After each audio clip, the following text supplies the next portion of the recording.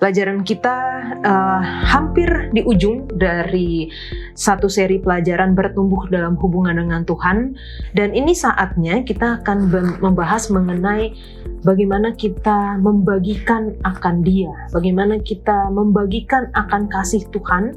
Orang itu banyak tergoda untuk, saya dengar khotbah, saya minta PowerPoint-nya, terus kemudian saya bawakan khotbah itu.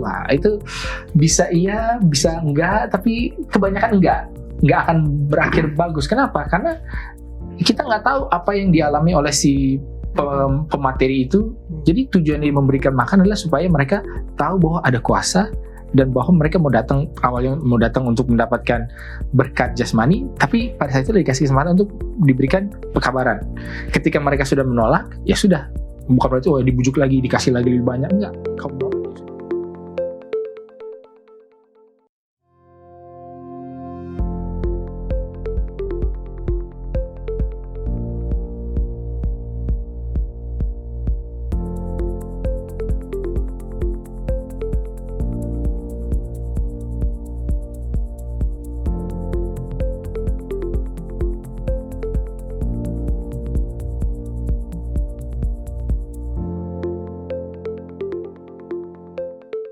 Selamat datang di Diskusi Sekolah Sahabat, diskusi pembelajaran Alkitab yang mendalam untuk menguatkan iman kepercayaan kita kepada Tuhan.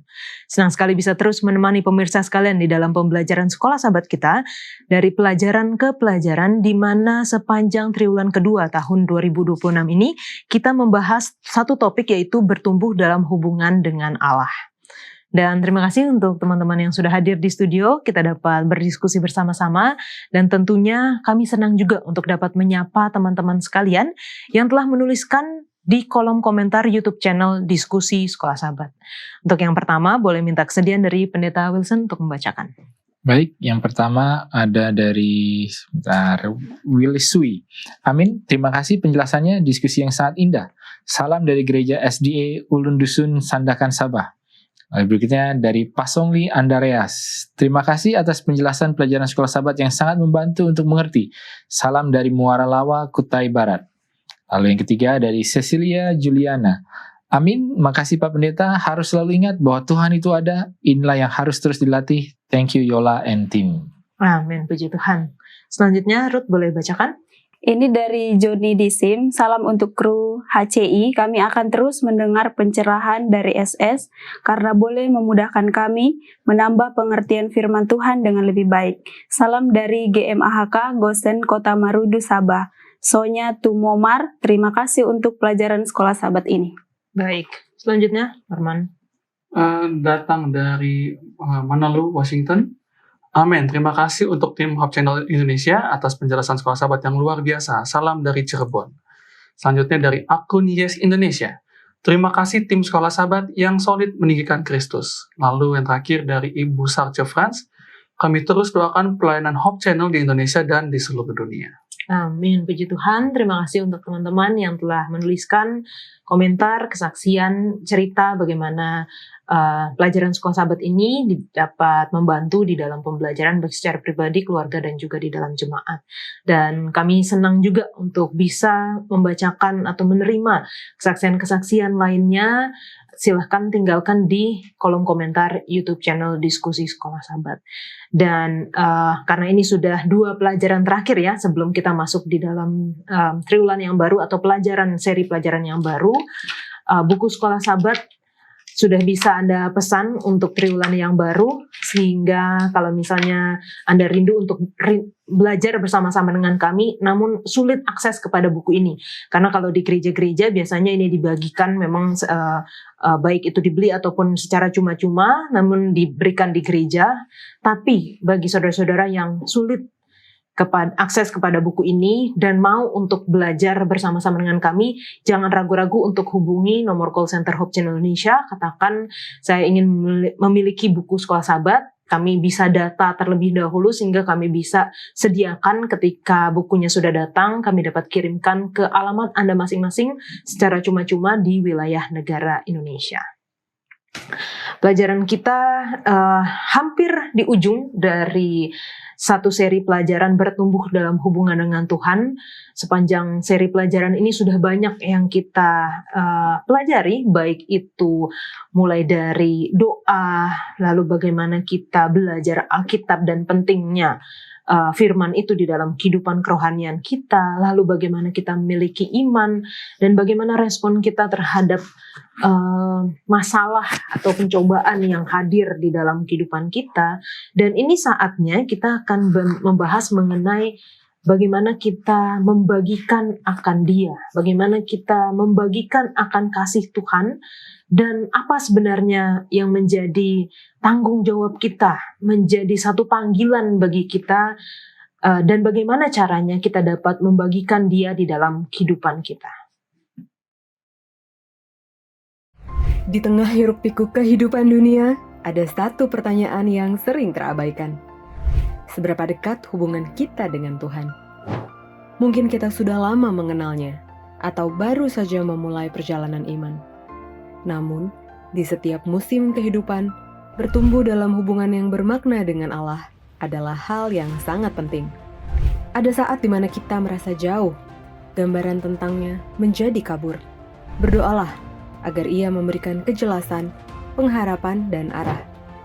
Kini saatnya, bukan nanti, untuk mengenal, mengasihi, dan tinggal di dalam Dia.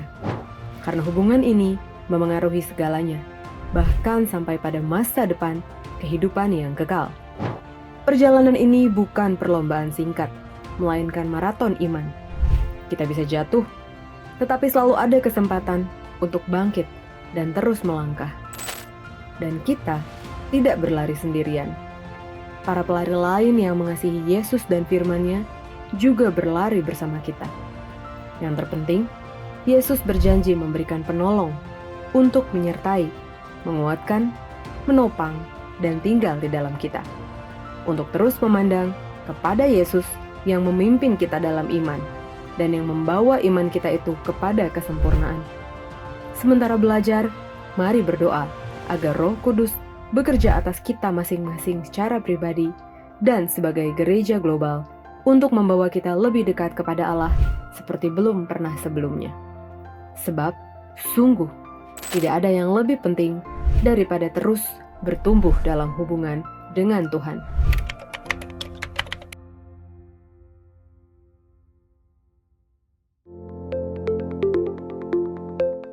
Pelajaran ke-12 dengan judul Membagikan Dia. Ayat hafalannya terdapat di dalam Yesaya 50 ayat 4. Tuhan Allah telah memberikan kepadaku lidah seorang murid, supaya dengan perkataan aku dapat memberi semangat baru kepada orang yang letih lesu. Setiap pagi ia mempertajam pendengaranku untuk mendengar seperti seorang murid. Kita akan membuka diskusi kita dengan doa dibawakan oleh Ruth. Mari kita berdoa. Allah Bapa kami yang bertata dalam kerajaan surga, pada saat ini Tuhan, kami mau belajar diskusi sekolah sahabat. Bantu kami, kiranya setiap pelajaran ini kami dibantu oleh kuasa Roh Kudus-Mu, agar setiap pelajaran yang akan kami bawakan pada saat ini kiranya dapat menguatkan pemirsa yang ada pada saat ini. Bapa yang baik, kami menyerahkan diskusi sekolah sahabat ini ke dalam tangan Tuhan. Ampuni dosa kami dalam nama Yesus. Amin. Amin. Baik, di dalam cerita di Sahabat Petang ada satu hal yang menarik ya, di mana seorang sedang mengendarai mobil ingin ke tempat ibadah pada hari Sabat. Oke, Sabat pagi, dan dia adalah seorang pendeta. Tapi ketika disalib, dia mulai emosi dan marah-marah. Ternyata dia bertemu dengan orang tersebut di gereja sebagai orang yang sedang ingin belajar Alkitab. Mungkin kalau kita pikir-pikir ada juga pengalaman pribadi kita yang kayak gitu juga ya. Lagi mau kemana gitu. Yang mungkin ada yang ke gereja atau ada yang ke tempat lain. Tapi atau pulang gereja setelah dengar khotbah. Tapi ketika menemukan sesuatu di jalan, tetap emosi juga, tetap marah-marah juga. Kalau dari teman-teman di sini ada nggak pengalaman yang mungkin serupa, mirip sama pengalaman ini? Norman? Kayaknya banyak ya, tapi salah satunya ini. Sudah bertobat belum pertanyaannya? Itu dia. Itu dia, sebagainya agak ini ya. Teman pernah kejadian. Jadi waktu itu pulang dari gereja, kebetulan karena nggak punya kendaraan pribadi jadi naik kendaraan umum lah, naik bus kan. Kebetulan memang saya salah satu anak yang cukup sensitif dengan kalau misalnya di transportasi umum di Transum, dia tahu nih ada orang tua berdiri, bawa kasih duduk gitu loh. Jadi satu ketika saya lihat, ini kok orang nggak mau berdiri, depannya ada orang tua nih, kasih kita duduk, berdubung dalam hati gitu kan. Usut kayak kenal nih mukanya, wah ini mah anggota jemaat ini nih gitu. Jadi baru, oh iya, udah kita nggak usah terlalu ngedumung lah gitu. Oke, kalau dari Ruth? Kalau pelajaran kita ini kan membahas tentang interaksi ya, untuk orang yang kita kenal maupun orang yang nggak kita kenal. Kalau aku sih bukan lebih ke kayak cerita ini, tapi kayak ke aku itu orangnya introvert dan pemalu. Jadi sering sekali karena aku punya kepribadian itu, sering sekali aku merasa malu untuk melakukan kebaikan. Karena takut orang lain menilai dia sok baik, sok pamer gitu. Jadi penilaian itu yang bikin aku kadang susah untuk berinteraksi dengan orang lain dan menunjukkan kasih Yesus yang sesungguhnya. Oke, itu akan kita bahas nanti nih kayaknya di introvert ini ya. Pendeta Wilson. Kalau kami ya mungkin nggak begitu mirip-mirip juga ya. Tapi suatu ketika pernah ada melayat ke rumah duka di mana lah gitu kan. Lalu kemudian kita lagi pegang salah satu anak kita lah yang bandel-bandel kan, ribut-ribut gitu kan, kayak udah mau marah-marah mau apa, terus pas lagi jalan kayak mau bawa ke toilet gitu kan, terus pas lagi mau jalan ke toilet, dipanggil, pendeta, oh ini yang di Hope Channel itu kan. Untung waktu anak kita nggak teriak-teriak, nggak pukul-pukul kan, jadi malu juga kalau kayak gitu. Jadi memang kadang-kadang kita harus berhati-hati ya, makanya bukannya jaim, tapi kadang-kadang memang perlu untuk memberikan persona yang baik gitulah, image yang baik gitulah ya. Kita nggak tahu kita ketemu siapa lagi di mana gitu kan, apalagi kalau yang sering-sering muncul di Hope Channel ini. Norman, hati-hati kau. Biasa sering kok udah disapa-sapa di gereja ya. Kalau datang kemana langsung disuruh ngajar gitu ya. Iya. Oke, baik. Nah, dalam pelajaran kita diingatkan kembali. Kita bukan yang nggak tahu ya, tapi kita diingatkan kembali bahwa ada satu perintah agung, ada satu amanat yang Tuhan Yesus berikan pada waktu itu murid-murid dan kepada kita juga yang mengaku sebagai murid atau pengikut Yesus atau pengikut Kristus, yaitu orang-orang Kristen. Apa itu dan mengapa sepertinya banyak yang tidak melakukannya atau tidak merasa itu adalah panggilan bagi dia, Norman? Kalau bilang perintah agung, awam banyak kan bilang perintah agung gitu kan. Itu kita bisa baca dalam Matius 28 ayat sebenarnya sih paling enak dari ayat 16 nih, 16 sampai 20. Dan biasanya orang akan highlight di bagian ayat 20-nya. 120 gitu kan, anak itu pergilah, jadikanlah semua bangsa muridku dan utuslah mereka dalam nama Bapa, Anak dan Roh Kudus, dan ajarlah mereka melakukan segala sesuatu yang telah kuperintahkan kepadamu, dan ketahuilah aku menyertai kamu senantiasa sampai kepada akhir zaman. Kan ini sebuah perintah yang secara spesifik Tuhan minta gitu kan. Mungkin salah satu penyebab kita tidak bisa atau tidak melakukannya gitu ya, karena kita gitu antara introvert atau karena malu, karena apa? Ya banyak halangan lah untuk bisa excuse tidak melaksanakan tanda kutip perintah ini gitu kan. Padahal dengan hal yang sederhana sebenarnya kita bisa bukan mengenapi tapi menjalankan perintah ini. Contoh kayak tadi yang di Sabat petang gitu kan, daripada ngedumel marah-marah disalurkan secara positif, dia punya emosinya atau lain seperti ini. Ayah saya selalu bilang, bapak saya selalu bilang, kamu anak pendeta, kamu hati-hati, orang setiap langkahmu aja itu orang perhatikan gitu loh. Jadi dari situ saya punya mindset, iya apapun yang saya katakan, apapun yang saya bicarakan, ya harus hati-hati karena saya anak pendeta. Walaupun sebenarnya mindsetnya karena saya anak Tuhan seharusnya, bukan anak pendeta gitu. Jadi ya perintah ini sebenarnya bisa dijalankan sederhana kalau kita menjaga sikap kita mencerminkan ya Yesus dalam sikap kita, dalam kehidupan kita gitu. Kalau saya sih, kenapa orang kadang merasa itu bukan tugasnya ya? Sering sekali karena seperti tadi kayak takut ditolak. Dan alasannya juga karena saya tidak bisa ngomong nih di depan umum gitu. Dan juga bukan hanya karena kelemahan yang kita miliki, kadang juga dari orang-orang terdekat, kadang dalam tanda kutip bilang kayak ngapain kamu ikut-ikut terlibat di dalam pelayanan, banyak kok pendeta yang bisa untuk menginjil gitu. Sering sekali itu sih yang menjadi penghalang kenapa kadang anak-anak muda kurang untuk memiliki tanggung jawab ikut terlibat di dalam pemberitaan Injil itu. Pendeta. Ya mungkin kalau yang paling jawaban yang paling dasarnya adalah ya kita tidak pergi membagikan sesuatu ya karena tidak ada yang bisa dibagikan. Mungkin orang merasa saya belum punya, ya tadi kan seperti tadi Ruth bilang, tidak punya otoritas, tidak punya kuasa, tidak punya kemampuan. Padahal kalau di dalam ayat ini betul, memang kita tidak punya. Karena di dalam ayat yang ayat 17-nya dikatakan segala kuasa telah diberikan kepada siapa? Ayat 18-nya yang kepadaku. Bukan kepada murid-muridnya. Jadi memang kalau alasannya saya tidak punya kuasa, ya betul memang karena kuasanya bukan kepada kita, tapi kuasanya diberikan kepada Yesus segala kuasa. Lalu diberikan sebuah perintah, maka pergilah, ajarlah semua bangsa. Ini jadikan segala kuasa ke semua bangsa. Lalu apa yang diajarkan? Segala hal. Nah, ketika kita memahami bahwa ada kaitannya antara mandat ataupun kemampuan kuasa dengan tujuannya siapa, semua orang, lalu kemudian apa? Dan kadang-kadang kita bingung kan apa? Kalau saya tidak memahami firman Tuhan, ya nggak apa-apa. Ya mungkin yang kau tahu, yang kau pelajari segala halnya ya bukan firman Tuhan, tapi mungkin pengalaman.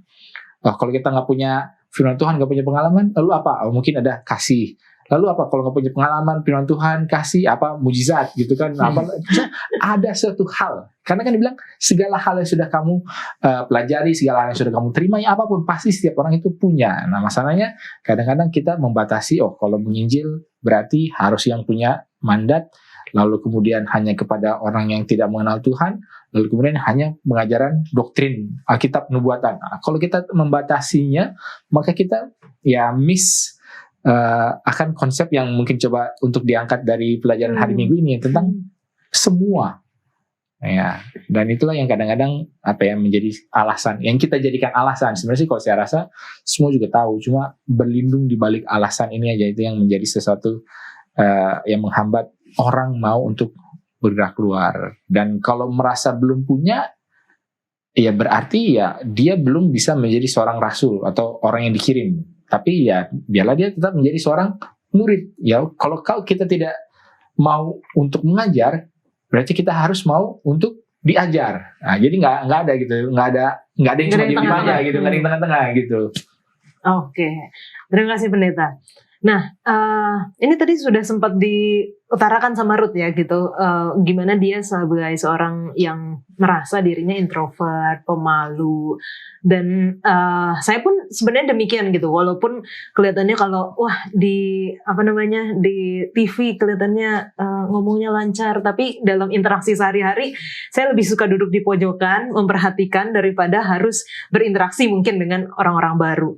Tapi gimana sebenarnya bagi kita semua, bahkan tanpa alasan bagi orang-orang yang introvert, pemalu, ngerasa kayak nggak mampu untuk melakukan apa-apa, bisa membagikan bisa membagikan kesaksian. Kalau tadi pendeta katakan mungkin nggak pengajaran Alkitab atau doktrin, tapi kesaksian paling tidak semua orang punya gitu, karena itu adalah cerita kehidupannya.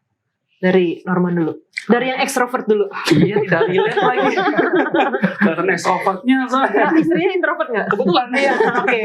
Nah, POV istri lah. Iya, kalau lihat ini, kalau lihat situasi kadang-kadang kan introvert ini, atau orang yang tertutup lah kita bilang pemalu gitu, biasanya punya, Tuhan kasih kemampuan lain bagi mereka. Ada yang mungkin bernyanyi, ada yang mungkin bisa bicara heart to heart gitu, maksudnya bisa ngomong sangat dekat dengan orang lain. Itu pun bisa digunakan sebagai sarana mereka untuk bersaksi sih sebenarnya. Beda dengan extrovert yang kalau ngomong depan ngomong ayo aja gitu kan. Kalau introvert kan pendekatannya berbeda, tapi yang pasti jangan sampai berkecil hati hanya karena ya saya kan introvert, saya nggak bisa ngomong. Ya kalau Tuhan kasih kemampuan untuk bernyanyi, Tuhan kasih talenta untuk bisa ngobrol, tidak banyak orang kan bisa ngobrol dekat gitu loh dengan orang lain secara hati ke hati gitu. Nah itu juga jadi satu kemampuan untuk bisa membagikan firman itu gitu. Oke. Ruth gimana? Oh, kalau saya kan relate dengan pelajaran sekolah sahabat. Jadi pengalaman saya hanya konsisten sih melakukan sesuatu yang saya tahu sebagai seorang yang pemalu. Jadi di dalam satu kerja dulu kita itu tidak boleh tidak masuk pada hari Sabat. Maksudnya harus bekerja pada hari Sabat itu. Tapi pada saat itu saya dan teman saya konsisten bahwa kita harus tidak bekerja pada hari Sabat. Dan saat kita lakukan, teman-teman sekerja kita itu melihat nih, setiap hari Sabat, oh ke mereka kayaknya nggak ada gitu. Jadi ada satu teman kami yang nanya, setiap hari Sabat kemana sih? Jadi kita kasih tahu kalau Sabat itu kita pergi ke gereja. Dan sedikit pembahasan basic lah tentang Alkitab yang saya tahu pada waktu itu ya. Jadi ketika dia tahu, dia jadi ikut sama kita nih, jadi ikut ibadah sama kita, dan dia juga jadi lebih tahu banyak kan ketika dia ikut dengan kita ke kumpulan itu. Itu sih yang bisa saya bagikan. Pendeta? Ya mungkin kadang-kadang yang ketika kita berpikir bagaimana caranya, ya kita mengutip kepada Kisah 1 ayat 8, ya kan? Dalam Kisah 1 ayat 8 dikatakan, maka kamu akan menerima kuasa. Ya, atau kalau di dalam kuasa di Kisah 1 ayat 8 berbeda dengan kuasa di Matius 28. Kalau di Matius 28 itu lebih kepada otoritas. Kalau di dalam di dalam Kisah 1 ayat 8 ini kuasanya itu lebih kepada kemampuan, power gitu ya. Kalau di dalam Matius tadi itu otoritas. Nah, di dalam dua hal ini memang kita harus punya. Ya, kadang-kadang ada orang punya power, punya kemampuan, tapi tidak punya otoritas. Mungkin karena merasa belum dikirim, gitu kan. Saya, misalnya kalau ini kita bicara yang klise lah, orang awam, gitu kan. Saya tahu Alkitab, saya tahu pengalaman, tapi kok sepertinya nggak pernah ada yang memberikan mandat kepada saya untuk membagikan. Nah, jangan khawatir, Tuhan sudah memberikan mandat itu, kuasa, otoritas itu. Jadi orang awam pun boleh bersaksi, boleh mengabar Injil, boleh mengajar. Lalu kemudian ada yang, mungkin kalau dari sisi pendetanya, memang saya pendeta secara struktural, secara jabatan pendeta, tapi kok kayaknya khotbah saya begitu-begitu aja. Saya tidak punya pengetahuan Ibrani, Yahudi, Ibrani ataupun Yunani gitu, bahasanya saya nggak mengerti. Ya nggak apa-apa ya, Tuhan akan memberikan kepadamu kemampuan itu. Jadi ketika kita memahami bahwa memang perlu dua hal ini, ya artinya itu bisa membuat kita jadi melihat kita kurangnya di mana. Mungkin bukan kurangnya, yang kita butuhkan apa? Apakah saya butuh mandatnya atau saya butuh kemampuannya? Dan kalau sudah ada dua-duanya ini ya maju. Kalau belum ada, ya itulah di saat dimana khususnya orang introvert itu ya berpikir, merenung kan. Introvert ini kan jagonya merenung kan, berpikir yang nggak apa-apa. Di dalam pemikiran itu kan akan ada sebuah rencana. Mungkin bukan sebuah rencana ya, akan ada suatu perumusan. Nah, apakah perumusan ini akan dieksekusi atau tidak? Itulah memang kelemahannya introvert gitu ya. Tapi paling tidak ketika sudah ada, dan itulah yang dimintakan. Dan lagi mungkin yang paling penting adalah ketika kita bilang bersaksi, orang itu tidak akan dipanggil untuk bersaksi kalau dia bukanlah orang yang menyaksikan. Ya kan, kalau di kecelakaan ataupun di pengadilan gitu kan harus apa? Saksi itu adalah memang melihat, menyaksikan langsung. Dan kadang-kadang banyak kali yang menjadi kesulitan adalah ketika kita mencoba untuk menyaksikan sesuatu yang tidak kita lihat ataupun rasakan secara langsung atau pikirkan secara langsung. Nah, ya tentunya nggak bisa kita bawakan. Dan dalam konteks yang mungkin lebih sempit, khotbah, orang tuh banyak tergoda untuk, saya dengar khotbah, saya minta PowerPoint-nya, terus kemudian saya bawakan khotbah itu. Nah, itu bisa iya, bisa enggak, tapi kebanyakan enggak akan berakhir bagus. Kenapa? Karena kita nggak tahu apa yang dialami oleh si pemateri itu, apa yang dia sudah alami, apa yang menjadi pergumulannya ketika dia mempersiapkan materi itu. Sehingga kita dibawakan, bagus, berkuasa.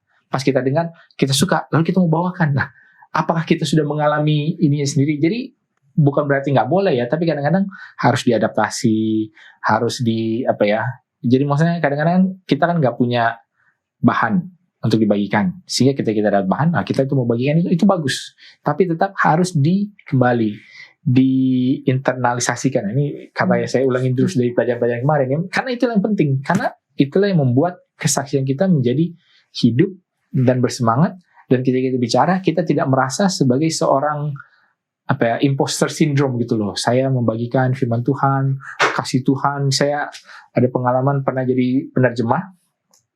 Penerjemah ini seorang misionaris yang memang sangat passionate, dan dia selalu bicara soal kasih Tuhan. Dan ketika saya terjemahkan, saya jadi terpikir bagi diri saya sendiri, kayaknya saya nggak pernah mengucapkan kasih Tuhan ini sampai 30 kali dalam satu khotbah. Ya nggak apa-apa, itu pengalaman dia. Tapi nggak mungkin juga kalau saya bukan yang menerjemahkan terus saya bawakan bahannya dia dengan menyebutkan kasih Tuhan sampai 30-50 kali dalam satu khotbah, itu mungkin nggak akan kelihatan real juga, akan kelihatan palsunya tuh kelihatan. Jadi memang harus apa yang berasal dari diri kita sendiri, dan itulah yang dibagikan. Makanya di dalam Matius 28 ini, apa yang telah kuajarkan, apa yang sudah kamu terima daripadaku, itulah yang kuteruskan. Nah, ini kalau kata Paulus di dalam 1 Korintus 11 itu, mungkin seperti itu. Oke, jadi sebenarnya kita mulai dengan apa yang kita punya dulu lah ya, gitu. Apa yang kita punya, apa yang kita miliki, apa yang Tuhan telah berikan dan ajarkan kepada kita, itu kita mulai dengan hal itu dulu, sehingga kita bisa lakukan hal yang lainnya dan pelajari hal yang lainnya sementara kita melakukan apa yang kita punya. Oke. Di banyak cerita kita melihat bagaimana Yesus itu termotivasi atau tergerak oleh karena belas kasihan.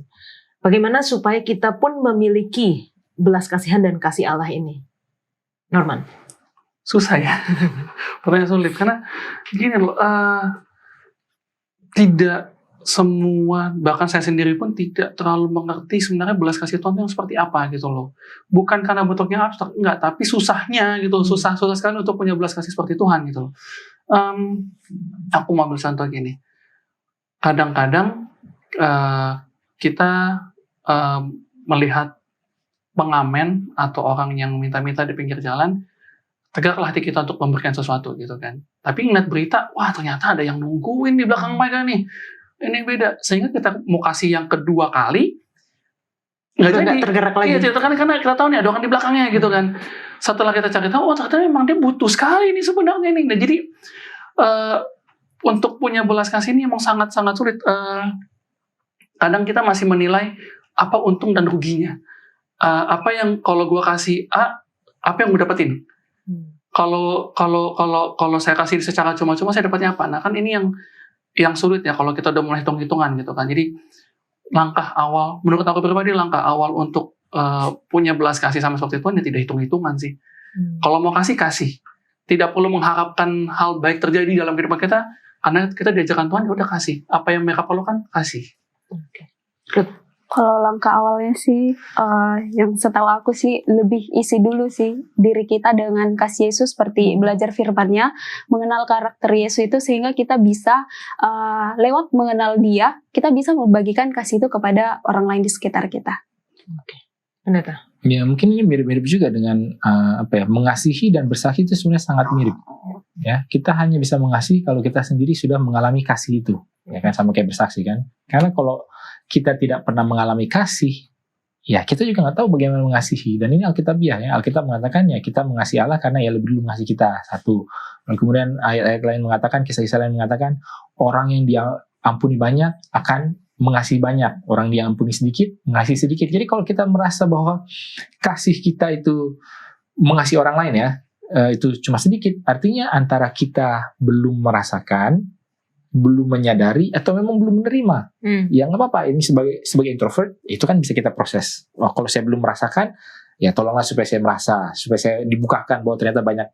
Kalau kita coba buka, kita coba cari, gali-gali, ternyata memang nggak ada Tuhan. Artinya ya kita minta Tuhan supaya mengasihi kita, karena kadang-kadang kesaksian itu tidak bisa sesuatu yang dipaksakan.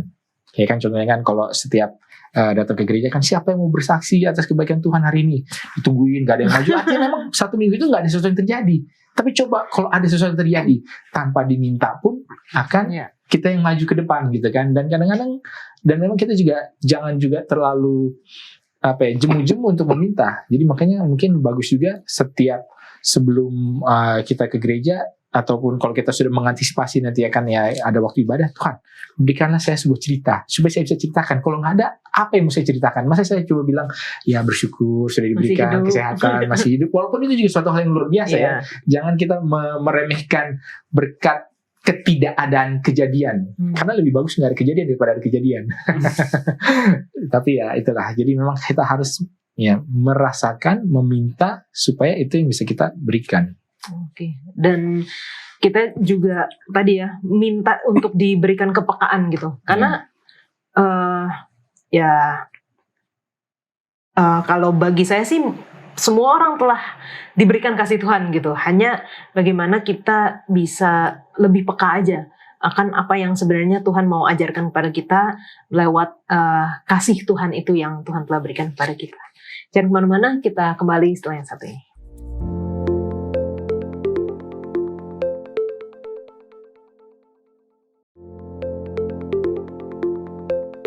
Dalam pelajaran sekolah sahabat kita ditekankan bahwa Tuhan tidak pernah memaksa, dan karenanya kita juga nggak boleh memaksa.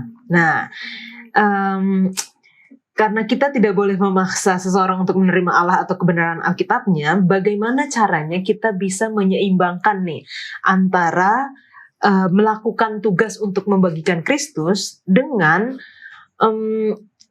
satu target atau tujuan atau pencapaian yang dapat dihitung. Contohnya, kalau misalnya kita di dalam kantor atau pekerjaan, setiap role itu punya satu target, satu KPI yang bisa dinilai, yang bisa dihitung untuk memastikan bahwa dia telah melakukan pekerjaannya dengan baik gitu, dengan yang memang seharusnya mencapai target yang ditentukan. Bagaimana dengan kita? Artinya apakah di dalam gereja atau dalam organisasi itu kita tidak bisa karena Allah tidak memaksa, kita tidak boleh menargetkan apapun, atau sebenarnya baik juga gitu untuk mencapai satu titik tertentu yang bisa dihitung tanpa paksaan. Artinya ini ada target tapi kita nggak boleh maksa juga. Gimana nih kalau dari Norman? Ini menarik pertanyaannya. Jadi udah nggak susah, ini menarik ya. Ini menarik pertanyaannya. Karena gini, kadang-kadang ketika dihadapkan pada tanda kutip angka, KPI kan berarti angka gitu kan, pada angka, orang itu cenderung masa untuk Tuhan hitung-hitungan sih, masa tuh ini, nah kan nggak bisa juga gitu ya. Contoh paling sederhana seperti ini.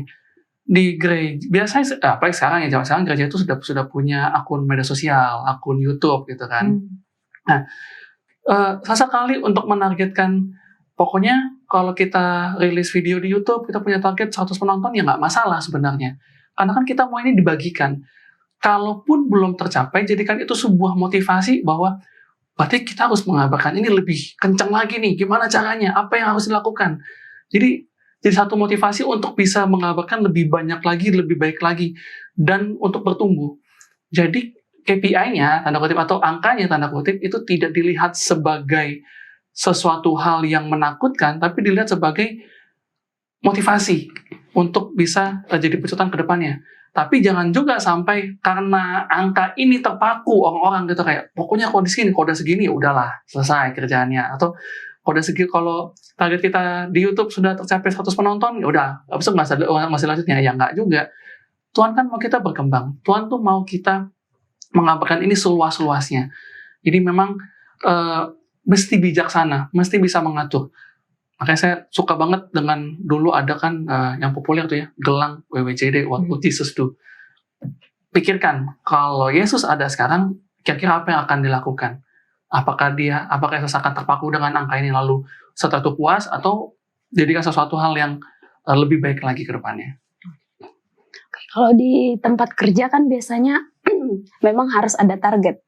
Ya, tujuan target ini ya untuk memajukan suatu pekerjaan tersebut. Gimana kalau setiap hari input outputnya berapa gitu kan, kita jadi tahu, oh kalau sehari bisa begini, berarti di hari berikutnya bisa begini. Jadi ada kemajuan, nggak stuck di situ-situ aja.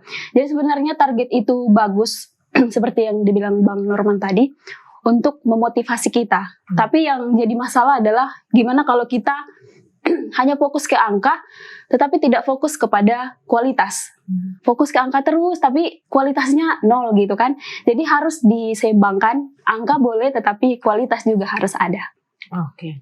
Dan bicara mengenai media sosial ya, algoritma media sosial ini kan kalau kita pelajari paling tidak secara sederhana, kalau dilihat begitu 24 jam dari posting, banyak yang nonton, banyak yang like, dan banyak yang share, itu algoritma sosial media itu bekerja untuk membagikan, konten ini bagus nih, banyak yang nonton. Jadi dibagikan ke mungkin yang awalnya hanya subscriber dan tapi dibagikan oleh sosial media ke jangkauan yang lebih luas lagi. Makanya ada misalnya yang kalau mungkin channel-channel yang besar yang sekali nonton udah 1 juta itu ya mungkin itu memang sudah besar gitu ya.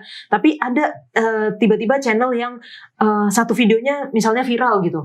Karena di awalnya mereka sudah dibagikan sehingga sosial media akan berpikir ini adalah konten bagus yang wajib atau bisa kita bagikan ke lebih luas lagi. Itulah makanya mengapa sosial media di baik di Hope Channel Indonesia ataupun ministry-ministry lainnya itu selalu menekankan untuk share, like, nonton gitu supaya algoritma sosial media ini bekerja dengan lebih luas lagi untuk dapat membagikan lebih jauh jangkauannya, nggak hanya subscriber tapi kepada lebih banyak orang gitu.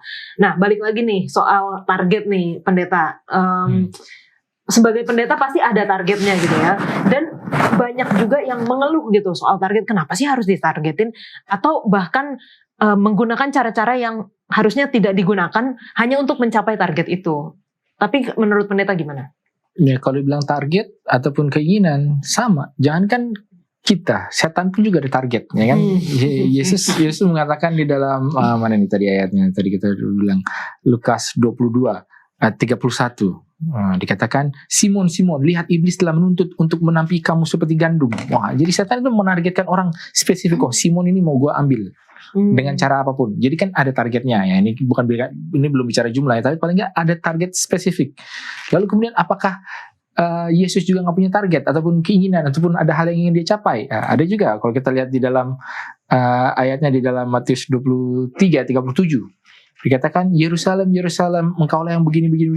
Aku rindu, berkali-kali aku rindu mengumpulkan anak-anakmu sama seperti induk ayam, mengumpulkan anak-anaknya di bawah sayapnya, tetapi kamu tidak mau. Nah, jadi kan di dalam target ini kan ada dua usaha yang berlawanan, kemauan daripada orang yang mengerjakan dengan apakah orang yang ditargetkan atau target itu tercapai atau tidak. Nah, tetapi apakah boleh punya target? Harus, karena baik setan maupun Yesus pun juga punya target. Cuma yang salah adalah bagaimana bila itu dipaksakan, satu. Lalu kemudian kita juga bicara soal kualitas. Tetapi bagaimanapun juga perlu ada suatu hal yang bukan hanya bersifat kualitatif. Kalau kualitatif kan ya susah di measure. Yang kualitatif itu maksudnya kan bagus, indah, tapi harus yang kuantitatif. Berapa persen kenaikan, berapa orang yang belajar. Tetapi mungkin salah satu cara supaya kita bisa memperbaikinya paling tidak, walaupun ini belum tentu sempurna juga ya, itu target itu nggak bisa target akhir, tapi kadang-kadang mungkin lebih kepada target proses. Jadi misalkan kalau kita mau dapat sales berapa, ya kita nggak bisa menargetkan sales, susah. Karena kalau gitu ya asal aja, yang penting salesnya berapa gitu kan. Tapi mungkin berapa orang yang ditelepon setiap hari, berapa orang yang berapa pintu yang diketok. Kalau kayak gitu kan lebih tidak hanya semata-mata akhirnya doang tanpa peduli prosesnya, tetapi juga mengakui bahwa hasil itu tidak akan terjadi kalau tidak ada usaha ataupun proses yang terjadi. Dan baik itu di sisi rohani ataupun tidak. Yesus sendiri juga mengajarkan kalau soal target gini kan, perumpamaan mengenai penabur benih, ya kan? Dia menabur ya, semua ditabur. Tapi kan dia tahu ada yang jatuh di sini, nggak bisa. Yang jatuh di sini, tumbuh sedikit terus udah layu. Yang jatuh di sini tumbuh tapi nggak berbuah. Tapi yang di sini, berbuah. Tapi berbuahnya pun juga beda-beda. Ada yang 30 kali lipat, 60 kali lipat, 100 kali lipat. Tidak juga dipaksakan bahwa kalau ini benih ini jatuh di sini, saya mengharapkan 100 kali lipat. Ya enggak juga, seberapapun yang tumbuh, ya kita bersuka cita atas hal itu. Tetapi kita harus menabur setiap hari ke setiap tempat. Nah, mungkin kira-kira seperti itu. Terima kasih pencerahannya pendeta. Nah, di dalam pelajaran kita juga diingatkan bahwa kita perlu untuk membuka persahabatan gitu. Karena ya pertama Yesus tergerak oleh kasih dan belas kasihan, kita juga harus memiliki kasih dan belas kasihan itu kepada banyak orang, kepada orang lain. Artinya kita membuka hubungan, bukan hanya belajar kita bertumbuh hubungan dengan Tuhan, tapi juga membuka hubungan dengan sesama kita.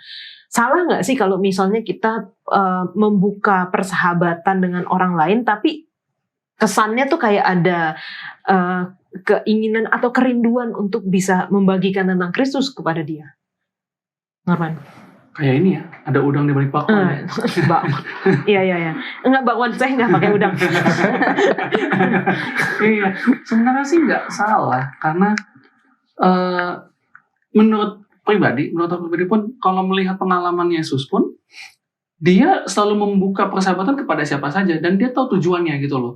Tujuannya adalah menyelamatkan sebanyak mungkin orang. Ya. Nah, Mas, jadi nggak salah sih dengan tujuan seperti itu. Yang salah adalah ketika dia membuka persahabatan dan dia bilang, ya saya mau bagikan Yesus, tapi di baliknya ada maksud-maksud tertentu untuk memanfaatkan orang tersebut. Nah, itu baru salah. Itu. Jadi selama memang tujuannya adalah untuk memperkenalkan perkabaran Yesus, untuk memperkenalkan Yesus, ya sebenarnya sih menurut pribadi nggak ada masalah apa sih. Toh juga tujuan yang lebih baik. Oke.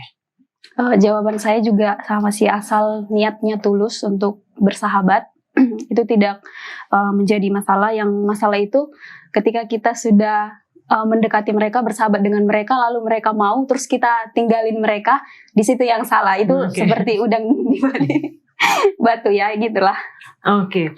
Dan di pelajaran hari Selasa kita menemukan ya beberapa tip-tip sederhana yang bisa kita lakukan, kita hidupkan ketika membagikan atau dalam membagikan Yesus kepada orang lain. Kenali seseorang, bangun persahabatan dengan mereka, berdoa agar Roh Kudus bekerja dalam hati mereka, lalu cari cara alami untuk membagikan pengalaman atau kesaksian dan menawarkan doa bagi mereka. Cari cara untuk menghubungkan teman baru itu dengan anggota gereja untuk memperkenalkan komunitas. Lalu juga berdoa tentang kebutuhan mereka atau pertanyaan khusus yang dimiliki oleh mereka. Lalu akan datang waktunya. Anda akan bertanya apakah teman Anda bersedia melangkah lebih jauh. Dan tindakan kita harus menunjukkan milik siapa kita. Di luar dari tips-tips ini, teman-teman ada tips lain nggak? Atau sesuatu yang pernah dilakukan gitu, Norman? Kebetulan sampai sekarang masih dilakukan, karena aku pribadi punya beberapa teman yang di luar teman-teman Kristen gitu ya, teman-teman Kristen. Nah, teman-teman ini kita awalnya ketemu dari komunitas podcast, dan mereka awalnya nggak tahu ini Kristen itu apa, ini mereka nggak begitu kenal dekat lah. Tapi sejak berteman dekat, ngobrol, tujuan saya bukan untuk langsung memperkenalkan ini, enggak, kita ngobrol berteman sampai ada titik di mana saya minta mereka untuk waktu nikahan datang ke gereja ya, gue mau nikah gitu. Oh ya datang, boleh masuk nggak? Boleh masuk, nggak apa-apa masuk gereja kan mau acara nikahan gitu. Jadi disitulah mereka bisa lihat, mereka bisa merasakan, dan mereka bisa tahu bahwa oh ternyata begini loh ininya. Jadi menurut saya pribadi cara yang paling efektif adalah salah satu cara efektif adalah dari luar dari sini ya berteman baik aja dengan mereka gitu loh. Nanti akan ada satu titik di mana kayaknya ini momennya nih, kayak Tuhan meminta ini nih jadi momen untuk memperkenalkan gereja saya kepada mereka, ya itulah saya kira momennya. Kalau saya punya beberapa teman yang di luar Kristen, jadi sering sekali kita kadang bicara-bicara hal-hal yang sederhana, tapi ujung-ujungnya kita merujuk kepada hal-hal yang berbaur rohani. Jadi di waktu dia bertanya kepada saya kasih tahu yang basic-basicnya, lalu kita buka Alkitab bersama-sama, walaupun itu menggunakan ini ya, bukan secara buku ya, tapi di depan laptop, kita kasih tahu ke dia. Ya menurut saya dengan tips-tips itu juga berteman, bersahabat, lalu masuk dengan cara-cara yang bersahabat lebih dekat lagi, itu kayaknya bisa untuk kita menjangkau mereka. Benar. Jadi mungkin kalau kita lihat di dalam cara Yesus mengajar ataupun menarik orang, itu ada dua. Satu adalah memberikan sesuatu. Ya, dikasih makan, dikasih mujizat, kesembuhan. Ya, contohnya mungkin seperti memberi makan 5.000 orang gitu kan. Pas dikasih, dia sudah sehari mengajar, habis itu kasih makan, besoknya mereka datang lagi. Tapi ketika besoknya mereka datang lagi, Yesus tahu bahwa mereka itu hanya minta makanannya. Dikasih lagi nggak Yesus? Enggak. Jadi tujuan dia memberikan makan adalah supaya mereka tahu bahwa ada kuasa dan bahwa mereka awalnya mau datang untuk mendapatkan berkat jasmani, tapi pada saat itu dikasih kesempatan untuk diberikan pekabaran. Ketika mereka sudah menolak, ya sudah. Bukan berarti dibujuk lagi, dikasih lagi lebih banyak. Enggak. Kalau menolak, ya sudah, pindah. Itu satu metode, satu tips juga. Lalu yang berikutnya, Yesus juga bukan hanya memberi makan, tapi juga meminta makan. Atau meminta air. Ya. Contohnya kepada wanita di sumur, gitu kan. Jadi, Yesus bukannya datang langsung berceramah, tapi dia melihat sesuatu yang orang ini bisa lakukan. Ya mungkin tadi seperti Norman, mungkin nggak tahu nih pas menikah apakah mereka disuruh ambil bagian juga kah, disuruh nyanyi kah, atau apakah, atau jadi apa. Kadang-kadang perlu juga kita berikan kepada kepada orang-orang yang mau coba kita jangkau suatu peneguhan bahwa mereka itu punya sesuatu yang bisa mereka bagikan, suatu keahlian ataupun kemampuan yang memang bisa melayani dalam konteks umum gitu ya, dan kita affirm itu, kita confirm bahwa mereka bisa, dan itu kan membuat orang ini juga menghargai saya. Jadi bukan cuma datang seolah-olah sebagai pahlawan nih ngasih sesuatu, tapi kita juga menghargai orang sehingga kita bisa mendapatkan sesuatu dari mereka. Dan ketika ada tanggung jawab yang sudah diberikan ataupun ada satu permintaan, ya itu kan bisa meningkatkan kualitas hubungan. Jadi bukan cuma semata-mata kita datang cuma kalau kasarnya bagi-bagi sembako gitu kan, enggak, tapi kadang-kadang apa yang lingkungan itu bisa berikan kepada apakah kepada gereja atau kepada apa, ya kita pergunakan itu. Dan ketika itu terjadi, ya mungkin itu bisa membawa sebuah konteks yang berbeda. Jadi kan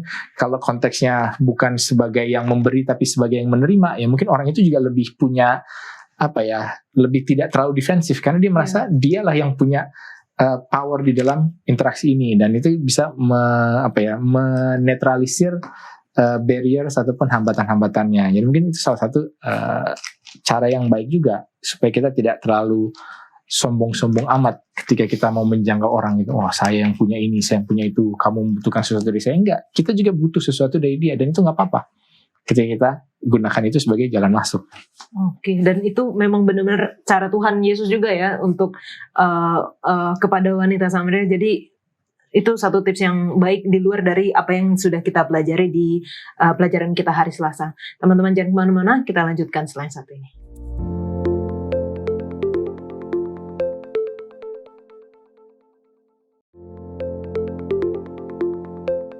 Dalam pelajaran hari Rabu, apa yang Alkitab katakan tentang Efraim dan apa respon Tuhan atas kesedihan Rahel? Norman, susah? Nggak susah sih. Nggak susah, kali ini nggak susah. Oke. Kayaknya pelajaran ini nggak begitu susah pertanyaannya. Iya, ini sebenarnya untuk di hari Rabu ada hal menarik antara Efraim sama Rahel gitu kan. Ya kita tahu ceritanya apa yang terjadi. Tapi saya mau highlight ini ada di sekolah sahabat kita di bagian akhir. Melalui kisah-kisah ini kita belajar bahwa selalu ada harapan untuk Efraim dan Gomer, karena Allah tidak pernah menyerah meskipun Allah menegur umat yang tersesat berulang kali. Belas kasihannya tidak pernah gagal dan pesannya dalam pasal ini terus berlanjut. Ya, kita tahu apa yang diperbuat oleh Efraim, kita tahu apa yang terjadi dengan Efraim dan Gomer. Tapi satu hal yang pasti, apa yang diperbuat mereka tidak pernah jadi tidak pernah membuat Allah jauh dari mereka. Apa yang telah diperbuat oleh Efraim dan Gomer, efeknya tidak membuat Tuhan jauh dari mereka, tapi justru Tuhan mau supaya mereka lebih lagi nih, supaya mereka lebih paham lagi, lebih kenal lagi sama Tuhan. Oke. Dan kalau kita lihat di pelajaran kita, Efraim itu satu bangsa gitu ya, dan mereka menyimpang daripada Allah. Lalu dikatakan di sini Rahel nenek Efraim secara metaforis menangis karena Efraim telah menjauh dari hubungan dengan Allah. Dan kalau kita baca tentang Gomer itu adalah wanita yang di Yosua itu bukan pendeta. Hosea. Di Hosea. Nah, dia juga istilahnya melacur lah ya, berselingkuh dari suaminya, dan tapi Tuhan terus menyuruh Hosea untuk menerima Gomer kembali gitu. Nah, dalam hal ini kita belajar juga bagaimana kesedihan kita kalau ada anggota keluarga atau orang-orang terdekat kita yang telah meninggalkan Tuhan. Apa yang harus kita lakukan untuk orang-orang yang kita kenal, keluarga ataupun sahabat dekat yang kita tahu telah meninggalkan iman mereka? Pastinya kalau ada keluarga terdekat kita yang selama ini dia sudah sangat jauh daripada Tuhan, mungkin dia tidak pernah lagi ibadah gitu kan, pasti kita merasa sedih ya, kecewa gitu. Tapi yang mau Tuhan sampaikan melalui pelajaran sekolah sahabat kita ini, ya Tuhan mau ingatkan kita bahwa Tuhan mengasihi mereka yang walaupun mereka tersesat. Bahkan seperti Efraim tadi, bahwa walaupun dia punya dosa yang begitu banyak, bahkan menduakan Tuhan, menyembah berhala, Tuhan tetap mengatakan bahwa Tuhan itu sangat mengasihi dia. Jadi untuk kita sebagai orang-orang terdekat yang mereka jauh daripada Tuhan, ya tugas kita ya tetap menjaga hubungan dengan mereka dan tetap juga doakan mereka dan jangan pernah menghakimi setiap kesalahan mereka, karena kalau kita menghakimi mereka itu akan membuat hubungan kita semakin renggang gitu. Norman? Ini kejadian dalam kehidupan aku sih, tapi bukan saudara, lebih ke teman gitu ya. Waktu orang tahu bahwa ketika dia jauh daripada Tuhan dan sudah mulai banyak penyimpangan yang dilakukan, banyak sekali orang yang judging, yang ngejudge, membuatnya jadi kayak males. Bahkan waktu tanya kenapa nggak ke ini nih, males ntar dijudge orang, ntar gini Diomongin. Ntar diomongin, yang diomongin bukan dia satu keluarga, kan jadi kena omongan gitu kan. Nah, yang Tuhan mau sebenarnya bukan untuk orang ini diomongin, tapi dirangkul gimana ya, tetap ditemani, tetap diajak, tetap berteman, bukan dijauhi tapi dirangkul, walaupun butuh proses dan memang butuh proses panjang, tapi kan setidaknya dia bisa melihat bahwa ternyata saya masih bagian dari lingkungan ini loh, ternyata saya masih bagian dari gereja loh, saya ternyata masih diperlukan di gereja loh. Jadi membuat dia tidak berdiri sendiri, tapi dia tahu ada orang yang support sama dia. Benar. Ya, kalau kita lihat di dalam mana nih, Lukas 15 gitu ya, tentang perumpamaan yang hilang. Itu tergantung daripada orangnya seperti apa. Jadi kan kalau dia adalah domba yang hilang, ya ini kan yang secara klasiknya pengertiannya adalah dia domba yang hilang, dia tahu dia hilang, dia nggak tahu cari jalan pulang, ya kita cari. Kalau dia adalah koin yang hilang, ya dia terhilang, tapi dia nggak sadar dia hilang dan nggak minta dihilang, ya oke lah kita cari. Tapi kalau dia anak yang hilang, dia memang sengaja menghilangkan dirinya sendiri, ya kita tunggu sampai dia datang. Jadi kadang-kadang maksudnya tidak bisa juga kita paksakan. Kita kalau di dalam kisah mungkin ini bukannya mau menafsirkan terlalu jauh ya, tapi kan bapaknya ini kan kurang kaya apa lagi. Dia bisa kirimkan pasukan datang, udahlah jemputlah dia gitu kan, atau apa, tapi yang tidak, dia menunggu sampai orang ini benar mau balik. Tetapi ketika orang ini sudah mau balik, ketika anak ini mau balik, dari jauh udah langsung dikejar. Tapi bukan bapaknya ngejar-ngejar sebelum anaknya mau balik. Jadi kadang-kadang bukannya kita main tarik ulur terhadap ini juga ya, tapi perlu sebuah kesadaran pribadi daripada orang yang hilang untuk mau diselamatkan gitu. Kalau di dalam domba ini ya dia mau kan, orang ini teriak-teriak, dia nggak sadar, tapi dia tahu bahwa ini bukan sesuatu yang baik.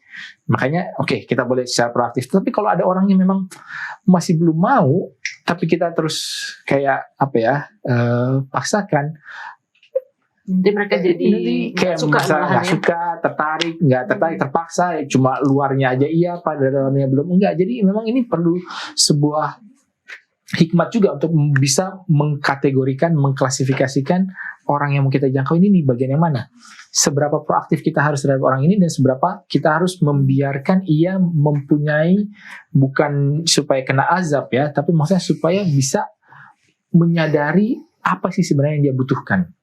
Karena kalau orang belum menyadari apa kebutuhannya, kita kasih apapun juga tidak akan dihargai, tidak akan di-appreciate, dan tidak akan diterima sebagai sebuah pemberian.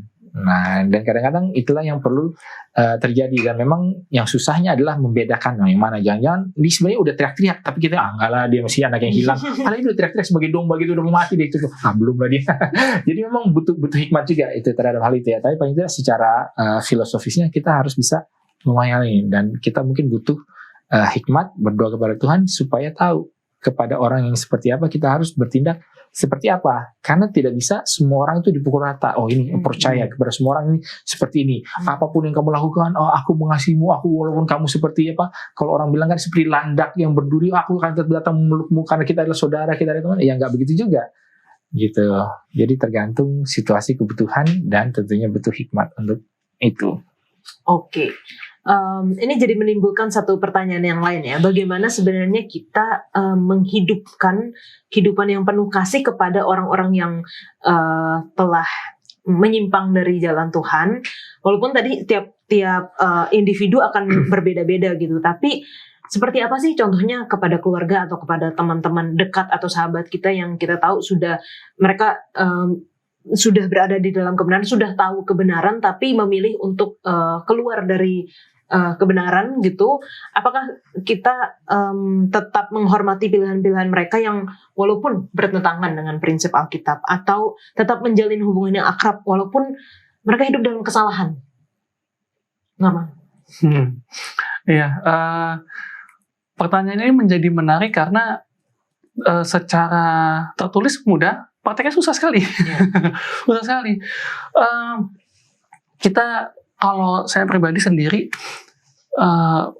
saya hormati pilihan mereka untuk hal tersebut. Tapi sahabat kita mengingatkan bawa mereka kembali. Sahabat kita mengingatkan ya mereka tetap harus dibawa kembali. Gimana caranya bawa mereka kembali ya dari cara kehidupan kita. Saya punya pengalaman seperti ini. Ada saudara dari teman saya, jauh ya. Ada saudara dari teman saya. Dia kebetulan merasa bahwa ini gereja salah, gereja gini, dan dia memutuskan untuk menjadi bukan ateis, apa ya benar satu lagi tuh? Agnostik. Dia memutuskan untuk tidak agnostik. Ya dia percaya Tuhan, tapi dia nggak percaya dengan agama dan segala ajaran-ajarannya gitu. Nah satu kali teman saya cerita, ini gimana ya bawa baliknya ya? Terus saya bilang, kalian bersaudara akur nggak? Akur. Kehidupannya gimana? Apakah masih ini segala macam? Kebetulan teman saya ini juga dia seringlah ditunjuk untuk berkhotbah gitu loh, berkhotbah segala macam. Saya bilang gini, apa yang pernah kita khotbahin, pernah nggak kamu hidupkan? Pernah nggak kamu lakukan? Karena biasanya orang kalau ngeliat khotbahnya bagus, begitu ketemu di luar, ya ternyata orangnya begini begono gitu, ternyata orangnya kurang nih, nggak sesuai dengan omongan yang tadi waktu dia berkhotbah gitu. Jadi coba diperhatikan, setahun, 2 tahun, 3 tahun lalu dia cerita, man puji Tuhan, nih saudara saya udah balik, udah kembali. Terus saya iseng nanya, diapain? Nggak diapa-apain, gue cuma menerapkan apa yang selama yang lo pernah kasih tahu. Coba menerapkan apa yang gue pernah khotbahin gitu. Dan akhirnya dia lihat kehidupan gue gimana, ya itulah yang terjadi. Dia tergerak hatinya untuk, iya ya, yang saya salahkan bukan agamanya, seharusnya oknum-oknumnya aja, agamanya nggak salah gitu. Ya kalau untuk membawa mereka kembali, kadang-kadang mereka harus merasakan dulu yang namanya hujan badai ya. Jadi ketika mereka sudah mendapatkan hujan badai, baru mereka menyadari, oh saya kayaknya harus kembali ke jalan ini. Nah pada saat itu diputuskan di dalam hatinya, ya adalah kabar yang baik untuk kita dengarkan. Dan menurut saya, mungkin Tuhan punya cara-cara tertentu untuk membawa orang kembali lagi kepada kebenaran ya, dengan cara mungkin yang keras atau dengan cara yang lembut. Benar. Ya mungkin untuk mengklarifikasi juga supaya tidak disalahartikan dari poin yang kemarin ya sebelumnya, Alkitab juga mencatat di dalam Matius 18 mengenai perumpamaan domba yang hilang. 100 domba ini dalam konteks 100 domba satu yang hilang kan. Ini memang kalau satu hilang harus dicari gitu kan. Nah tapi di dalam perikop berikutnya ini menarik, karena perikop berikutnya langsung berbicara tentang menasihati sesama saudara gitu kan. Nah inilah sebenarnya mungkin proses yang perlu dijalani. Ini kalau dia memang kita kenal dengan dia dan kita tahu dia ada sesuatu yang salah, ya kita datangin dulu kan berdua. Lalu kalau nggak bisa berdua, lalu mungkin bawa beberapa orang yang mungkin dihormati, tua-tua jemaat atau apa. Lalu kalau nggak bisa, baru kita coba appeal ke semua orang di depan umum. Kalau nggak bisa, dikatakan perlakukanlah dia sebagai orang berdosa. Tapi maksud perlakukan sebagai orang berdosa bukan langsung ditinggal, tapi mungkin diganti. Berarti ekspektasi kita ke dia tidak bisa lagi seperti kepada orang yang sudah dalam tanda kutip dewasa rohani. Ya, mungkin dia kepada orang berdosa bukan berarti kita jadinya malah kita jelek-jeleki, malah kita benci, tapi maksudnya lebih kita berganti mindsetnya. Oh, kalau dia memang orang yang berusaha, ya berarti apa? Mungkin dia perlu diberikan kasih Tuhan lagi, mungkin dia perlu diberikan pengharapan. Jadi kadang-kadang ketika bicara, lu kan udah orang Kristen dari lahir, udah lah ini, tapi masih nggak mau. Artinya kan, ya kita kira dia sudah orang yang di dalam Tuhan, tapi ternyata mungkin ada sesuatu yang membuat dia tidak lagi. Nah, bagaimana kita berlaku? Ya nggak bisa seperti berlaku kepada orang yang bukan normal, maksudnya orang yang seperti orang Kristen, tapi ya kepada orang yang tidak mengenal Tuhan, karena mungkin pada saat itu dia tidak mengenal lagi Tuhan itu seperti apa. Dan bagaimana kita memperlakukan orang yang tidak mengenal Tuhan? Ya, dia dengan segala macam cara tadi itu jadi. Jadi dalam konteks seperti itulah ayat ini bisa kita pakai juga, apalagi dalam konteks orang yang tadi kan dibilang kan menjauh ataupun yang ya tadi kita hormati pilihannya apa segala macam, kita hormati semua pilihannya, kita acknowledge dia ini sedang berada dalam fase apa dalam kehidupannya, dan bagaimana kita menjangkau dia mungkin harus dengan cara yang berbeda. Mungkin itu tadi poin yang tambahannya, tapi tetap harus ada sebuah proses baik yang kita lakukan terhadap orang itu, dan juga proses yang orang itu juga harus jalani antara dia dengan Tuhannya. Dan kadang-kadang ketika kedua hal ini saling mengintervensi, ini yang sulit gitu kan. Orang ini lagi, misalkan memang ada orang yang sulit dia untuk bertobat. Kenapa? Karena kalau istilah zaman sekarang ada enabler-nya. Ya kan, kalau orang bilang kenapa dia orang ini selalu tidak bisa sembuh dari judulnya. Ya iyalah, gampang lah, istrinya selalu kasih duit, tiap kali minta istrinya kasih terus. Ya artinya apa? Istrinya lah yang menjadi enabler-nya gitu kan. Ya dia berjuji nggak bisa lolos. Kenapa? Ya karena istrinya atau orang tuanya ngasih terus. Mungkin ada waktunya harus dibiarkan, jangan dikasih lagi gitu, supaya dia ya kapok, jerat, supaya dia bisa sadar. Nah, kadang-kadang perlu seperti itu juga. Dalam hal itulah mengapa kadang-kadang si bapak di dalam konteks anak hilang itu membiarkan. Karena kalau dijemput kabur lagi, dijemput kabur lagi gitu. Oke. Terima kasih penjelasan pendeta. Dan pelajaran kita hari Kamis juga disebutkan ya, kesaksian hidup Anda, tindakan, kata-kata, dan doa-doa Anda bagi pasangan atau anak Anda yang telah menjauh dari Allah dapat secara radikal mengubah hidup dan masa depan mereka. Kita nggak tahu proses apa yang Tuhan sedang lakukan di dalam kehidupan mereka, tapi jangan pernah berhenti untuk mendoakan mereka, jangan pernah berhenti untuk mengasihi mereka dan menunjukkan kepada mereka bagaimana Tuhan juga mengasihi mereka, sehingga mereka akan sampai pada satu titik di mana Tuhan yang akan mengubahkan mereka dan membawa mereka kembali. Saya selalu ingat kata-kata bahwa sebesar apapun kerinduan kita untuk menjangkau orang lain, baik orang lain yang belum mengenal kebenaran ataupun sahabat terdekat atau keluarga atau pasangan kita yang menjauh dari Tuhan, sebesar apapun kita menginginkan mereka untuk kembali, Tuhan lebih besar kerinduannya untuk membawa mereka datang kepada Tuhan. Pendeta boleh berikan kesimpulan untuk pelajaran kita sepanjang pekan ini. Jadi kan kita berbicara mengenai bagaimana membagikan dia ya, maksudnya Yesus Tuhan gitu lah ya. Dan memang ada cara-cara dan ada juga proses yang perlu dijalani. Dan juga kalau kita melihat di dalam pelajaran-pelajaran kita kan ya, tadi bilang tanpa paksaan, terus mengalir kelimpahan. Dan memang yang bisa membuat kita bisa membagikan adalah karena kita sendiri sudah mengalami. Dan ini yang paling penting. Dan karena yang kita alami juga mungkin gak harus selalu yang baik.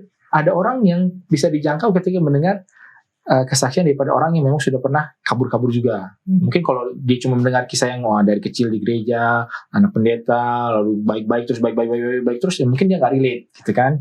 Tapi ketika yang membagikan adalah orang yang juga mengalami pengalaman seperti dia, ya karena dia mengalami membagikan apa yang dia sendiri sudah terima, dan itu bisa masuk kepada orang itu. Dan kita harus peka terhadap hal itu karena tidak bisa dipaksa kan. Tadi kan Tuhan memberikan, ada kuasa, ada kekuatan, ada berkat, tapi tidak bisa dipaksa. Dan ini juga sesuatu yang penting juga yang kita bagikan kepada orang lain. Ini apa? Apakah kalau orang bilang kan fire and brimstone-nya gitu kan, api dan nerakanya, kita takut-takutin gitu kan, itu kan seolah memaksa secara tidak langsung. Tapi kita bilang, ada kuasa. Kamu menderita dalam hal ini, ada kuasa. Kamu mau atau tidak, tapi tidak ada paksaan. Kalau kamu masih mau diam di dalam dosamu, ya itu nggak masalah. Lalu kemudian berikutnya tentang anak yang tersesat, ataupun tips-tips ini adalah semuanya di dalam konteks bagaimanakah kita bisa menjangkau orang ini sesuai dengan kebutuhannya untuk bagaimana bisa dijangkau. Dan harapannya kita bisa peka terhadap apa yang kita terima, kita bagikan, dan kita juga peka terhadap kebutuhan orang ini apa. Apakah perhatian, apakah kata-kata kekuatan, apakah kedekatan, apakah uang. Ya ini nggak bisa kita pungkiri juga, ada orang yang nggak akan masuk kalau belum dapat suatu berkat gitu loh. Setelah kita kasih, oh ya orang ini peduli sama saya, baru kita dengar. Jadi nggak bisa juga kita bilang, saya nggak mau ngasih duit, karena kalau kasih duit artinya seperti saya membeli. Ya nggak juga. Ada orang yang memang perlu, butuh, dan kalau dia kebutuhannya belum terpenuhi, ya dia nggak akan bisa terjangkau. Jadi macam-macam lah, dan harapannya itu semua bisa kita lakukan, dan tentunya kita butuh hikmat dari Tuhan, dari Roh Kudus untuk melakukan hal ini. Oke. Terima kasih Pendeta Wilson, Norman, dan juga Ruth. Kita sudah berdiskusi. Teman-teman, kalau masih ada kebingungan atau pertanyaan sehubungan dengan pelajaran kita, pelajaran 12 ini, ataupun sepanjang triwulan yang sudah mau habis juga, jangan ragu-ragu untuk tuliskan di kolom komentar YouTube channel Diskusi Sekolah Sahabat, dan kita akan membahasnya.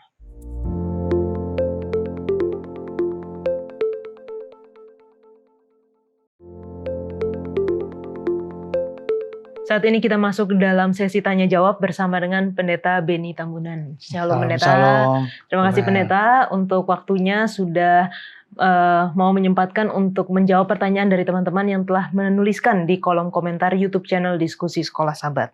Ada pertanyaan ini Pendeta dari Elisa P.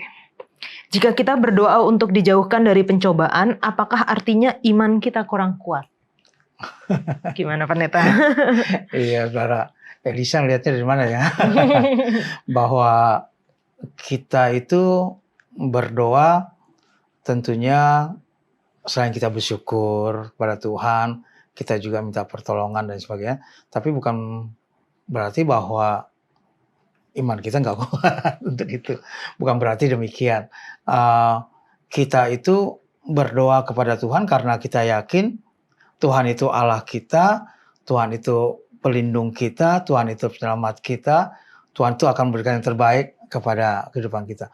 Bukan berarti juga bahwa kita itu sudah, udahlah, karena doanya begitu, ya udah dapatnya begitu. Tidak demikian ya. Sama seperti kita menginginkan agar orang lain berbicara kepada kita, bukan hanya kita saja bicara, maka Allah juga kan ingin seperti itu. Kita datang kepada Tuhan, kita berbicara kepada Tuhan melalui doa kita memohon kepada Tuhan melalui kita, bukan berarti bahwa kita tidak kuat, kita nggak yakin, tidak seperti itu juga. Ya, jadi banyak contoh dalam Alkitab yang memberikan kepada kita. Oke, bahkan ada contoh yang lebih ekstrim lah ya, yang Nazar, Tuhan kalau saya menang, apapun saya serahkan sama Tuhan, gitu kan. Walaupun lihat anaknya ini, ya udah, ya kan. Itu sampai demikian. Bukan berarti bahwa dia tidak kuat dan lain sebagainya. Justru itu akan menguatkan kita bahwa Tuhan menyertai kita, bahwa kita memohon kepada Tuhan, meminta kepada Tuhan. Itu berarti bahwa kita memang menyerahkan sepenuhnya kepada Tuhan. Apapun yang terbaik Tuhan akan berikan kepada kita. Tidak merasakan bahwa ya sudahlah, saya hidup seperti ini, ya udah mintanya seperti ini. Tidak juga demikian. Saya dapat seperti ini, akan hasilnya seperti ini. Tidak juga demikian. Tuhan memang sengaja memberikan waktu bagi kita untuk kita boleh berkomunikasi dengan Dia. Jadi apapun yang kita mintakan bukan berarti iman kita lemah.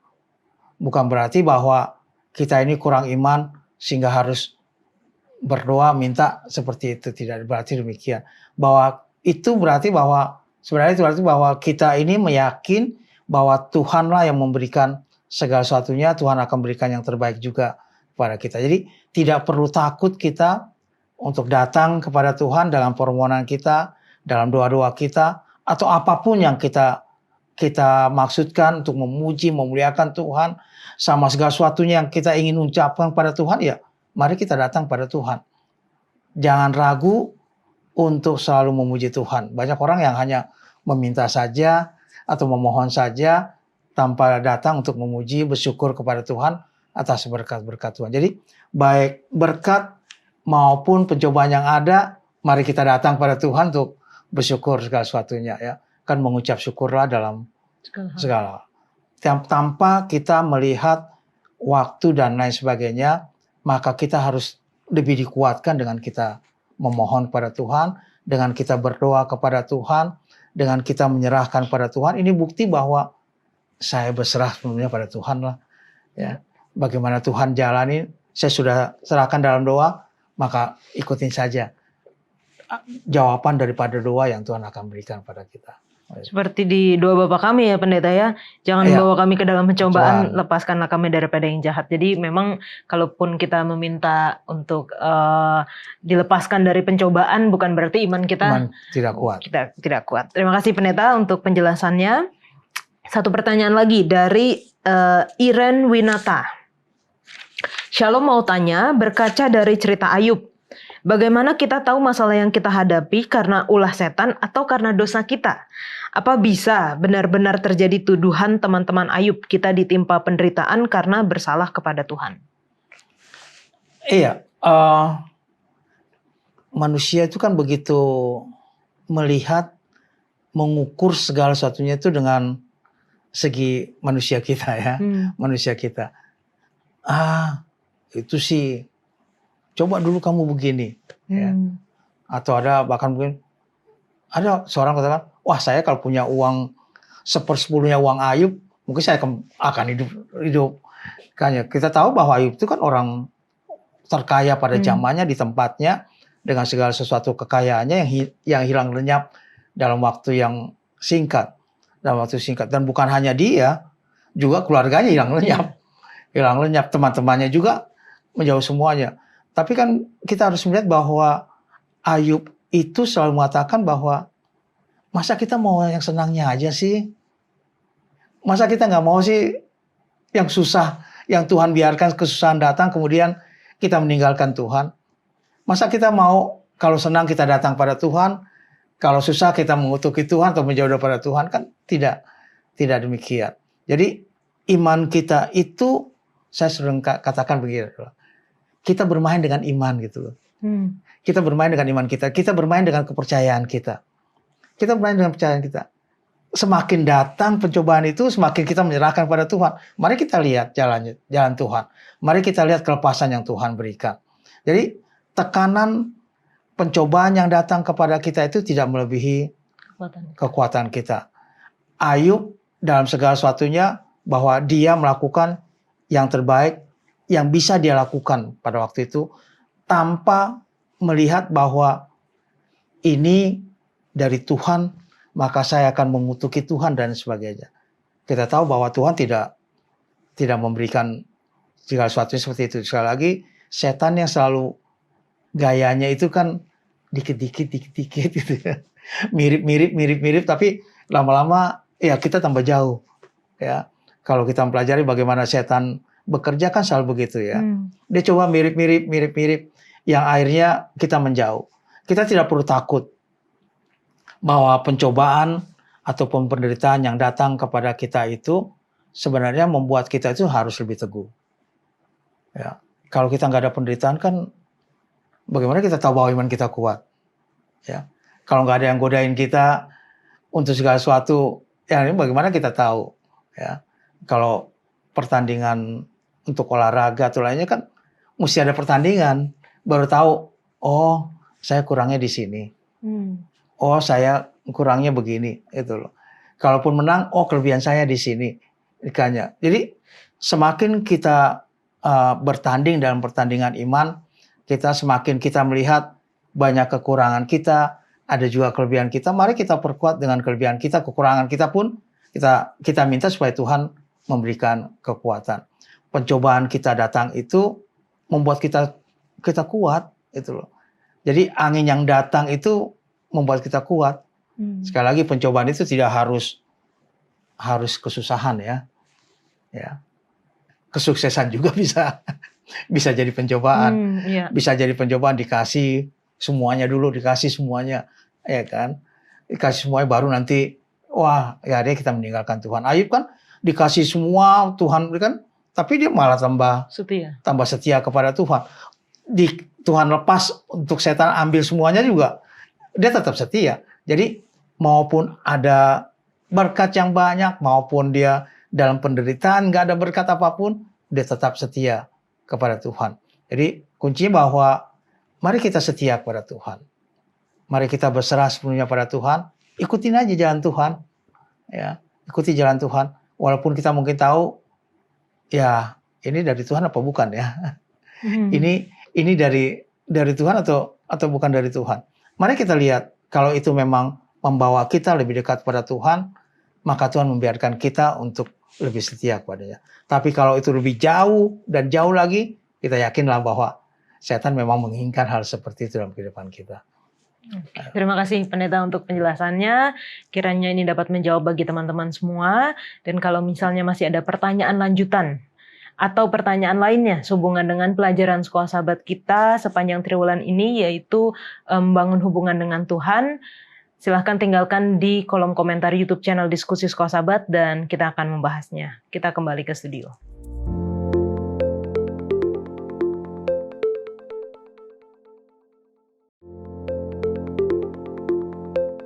Untuk menutup diskusi kita minta Pendeta Wilson untuk berdoa. Baik, mari kita bersama dalam doa.